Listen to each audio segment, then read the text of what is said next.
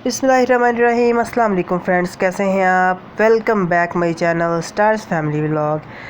आज मैं आप लोगों के साथ शेयर करने वाली हूँ ओकाड़ा के नवाही गांव की एक स्टोरी, एक ख़बर और स्टोरी जो कि दिल को दहला देने वाली है।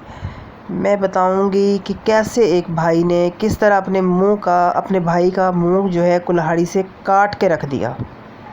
ठीक है, कुल्हाड़ी के वार उसके मुंह पर किए और कैसे भाई उसका तड़प तड़प कर अपनी भाई ने जान दे दी। और ये कहानी बड़ी सस्पेंस से भरी हुई है। इसमें पहले तो पता चलता है कि ये लड़का, जब पुलिस इससे पूछती है कि ये सब कुछ कैसे हुआ, ये लड़का बड़ी कहानी बनाता है। दिखने में ऐसा लगता है कि भाई कैसे शायद ये कोई इसको दिमाग को किसी ने हिप्नोटाइज़ किया था, या इस पर कोई जादू किया था, ये तवीज़ था, तवीज़ के ज़ेर असर था। मतलब ये जो कहानी सुनाता है, ये कहता है कि मैं अपना काम करके खेतों में से आता हूँ, तो मैं अपनी भाभी से पानी का गिलास मांगता हूँ, तो मेरी भाभी जो है मुझे पानी पिलाती है। तो जब मैं पानी पीता हूँ तो मेरा दिमाग घूमने लग जाता है, मुझे चक्कर आने शुरू हो जाते हैं, मेरी तबीयत ख़राब होना शुरू हो जाती है। इसके बाद मेरी भाभी जो है मुझे कुल्हाड़ी पकड़ाती है और कहती है जो मैं कहती हूँ वो चुपचाप करो, लेकिन मेरा दिमाग काम नहीं कर रहा होता। सब हैरान हो जाते हैं कि भाई शायद वाकई इसको पे जो कोई जादू वगैरह हुआ है या इसका दिमाग हिप्नोटाइज़ किया गया है। तो मैं उठता हूँ और मैं उठ के ना जाके, मेरी भाभी कहती है कि जाओ, बस अब मैं भाई के बारे में पूछता हूँ तो वो कहती है कुल्हाड़ी लेके अपने भाई के पास चले जाओ। वहाँ मैं जाता हूँ तो मेरा दिमाग काम नहीं करता, मैं अपने भाई के चेहरे पर 2 कुल्हाड़ियाँ मारता हूँ 2 बार, और भाई मेरा मर जाता है। जब मैं वापस आता हूँ तो मेरी भाभी जो है वो मुझसे कुल्हाड़ी लेके रख देती है, मुझे कहती है कि अब खामोश हो जाओ, किसी को कुछ मत बताना।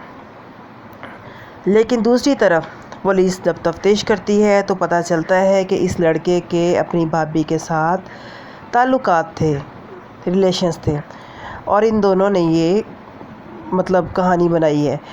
तो वो भाभी साहबा कहती हैं कि भाई मेरे मतलब वो लड़का देखें, जब उस पर आती है सारी की सारी, तो वो सारे का सारा ब्लेम किस पे फेंक देता है? भाभी पे फेंक देता है। ये ऐसे गंदे चक्करों में पड़ना ही नहीं चाहिए।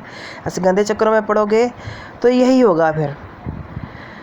तो वो सारे का सारा ब्लेम भाभी पे फेंक देता है। अब दूसरी तरफ जब भाभी से पुलिस पूछती है, पूछगिछ करती है, तो भाभी कहती है भाई मेरा तो कोई कसूर नहीं है, मैंने तो कुछ नहीं किया, इसका अपने भाई से झगड़ा हुआ है, और जो भी है इसके भाई ने मतलब इसने खुद उठा के जो अपने भाई के ऊपर कुल्हाड़ियाँ वगैरह मारी हैं, मैंने ऐसा कुछ नहीं कहा, मैंने इसे मारने को नहीं कहा था। अब जब पुलिस जो है पुलिस इन तक पहुँचती कैसे? पुलिस इन तक ऐसे पहुँचती है कि जब ये सारा किस्सा होता है तो पुलिस जब आती है, पुलिस बीवी को पकड़ती है। उस जो लड़का फौत हो जाता है, 26-27 साल उसकी उम्र होती है। जो मारने वाला लड़का होता है उसकी तकरीबन 21-22 साल उसकी उम्र होती है। तो वो बताती है सारी की सारी सिचुएशन कि भाई इस तरीके से, ज़ाहिर सी बात है पुलिस का एक अपना स्टाइल होता है, भाई बड़े बड़े मुंह खोल देते हैं। तो वो खैर जो लड़की थी वो तो खैर जल्दी डर के सब कुछ बता देती है कि इस तरीके से मैंने जो था, मैं इसे, हम दोनों पसंद करते थे एक दूसरे को, और मतलब ये मतलब मेरा कसूर नहीं है, इसने अपने आप मार दिया भाई को। और जब लड़के से तफ्तीश की जाती है तो लड़का कहता है कि मेरी जो भाभी एक दिन मेरे पास आती है, आके मुझे कहती है जो तुम्हारा भाई है मुझे बिल्कुल अच्छा नहीं लगता, तो मैं तुम्हें पसंद करती हूँ, तो इसकी वजह से हम लोगों में से बातचीत थी और ऐसा कुछ भी नहीं था। तो एक दिन ऐसा होता है कि मतलब भाई शायद जो है उसे बैठे हुए देख लेता है, लड़के का जो बड़ा भाई है उसकी अपनी भाभी के पास उसको छोटे को बैठा देख लेता है। तो उसको बड़ा बुरा लगता है, उसको शक हो जाता है। तो वो फिर ये मतलब इनमें लड़ाई वगैरह होती है।